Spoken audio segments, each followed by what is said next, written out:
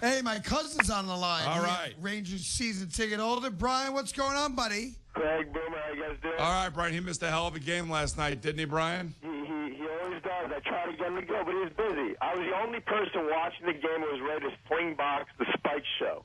So That's very, very true. Right. Now, did you go to bed last night or no?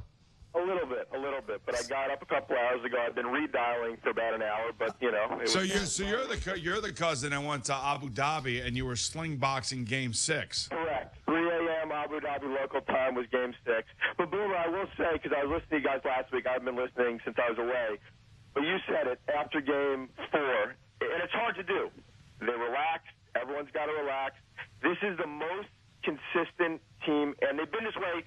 And I'm not saying this because they finished first in the Eastern. They're the most consistent team in the NHL. I mean, bottom line, we'll see where they go, but they've been that way since September. Yeah, literally start to finish. You're exactly right, Brian. They've been there. They have been at the top of the food chain. You know, they've had a couple blips during the season and everything, but for the most part, and I say this, it's a character-based team. This is what Tortorella wants, and that character came to the forefront in Game 6 and Game 7 in this particular series. Real quick, Boomer, if Boyle's back, do you sit Mitchell and play Kreider at this point?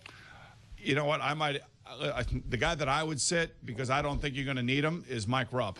That's the guy who I want my best skaters on the ice. I want guys out there that, you know, are going to make plays and are going to be, I think Boyle's a playmaker. I think Kreider's a playmaker. And it's unfortunate, but, you know, this is the reality of sport. When a guy gets on the ice or gets on the field or on the court due to somebody else's injury, a la Jeremy Lin, right?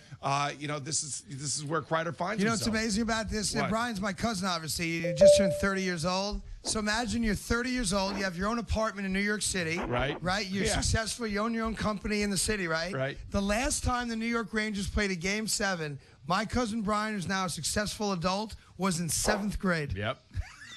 Well, listen, I hope you get to experience another Game 7 in the Stanley Cup Finals. That's what I can only hope, because it was nothing like it. Now, listen, I will put in my ticket request with you later this weekend, Tomorrow. right? You're not working tomorrow. No, When's the game tomorrow? Can't go tomorrow. What do you mean? Can't go for two reasons. One, the New York Knicks are playing at the same time, number one. And reasons number 2, 3, and 4, Sonny's got a baseball game at 10, Lucky's got a baseball game at 12:30, and Mickey's got a softball game at 2:30. I will not be in the Garden.